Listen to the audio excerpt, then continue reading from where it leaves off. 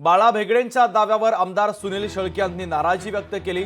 लोकसभेला राष्ट्रवादीने महायुतीचा धर्म पाळून प्रामाणिक काम केलं। आमच्या कामावर शंका घेऊन मावळसाठी आग्रह धरणं चुकीचं आहे। आमदार सुनील शेळके यांनी बाळा भेगडे यांना टोला लगावलाय।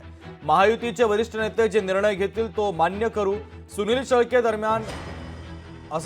यांनी म्हटलेले। दरम्यान बाळा भेगडे यांनी मावळमधून कमळ चिन्हावर उमेदवार निवडून येईल असं म्हटलेलं होतं, त्याला आता आमदार सुनील शेळके यांनी प्रत्युत्तर दिलंय।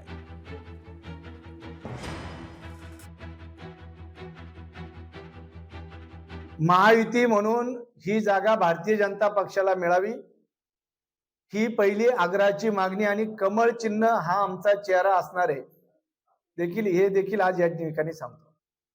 महायुतीचा धर्म पाळून आम्ही लोकसभेला माझ्या राष्ट्रवादी काँग्रेस पक्षाच्या सर्व कार्यकर्त्यांनी नेत्यांनी महायुतीच्या उमेदवाराचं प्रामाणिकपणे काम केलं आणि त्यावरती जर कुणी शंका कुशंका घेत असतील किंवा आम्हाला ही जागा मिळावी याकरता जर कुणी आग्रही असेल तर ते मला योग्य वाटत नाही।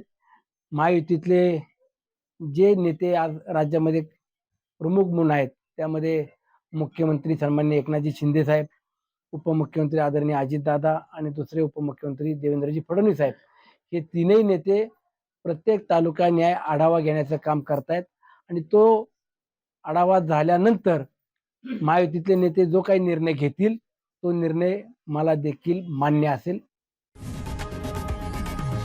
लोकशाही मराठी ऐका, पहा, जागरूक रहा।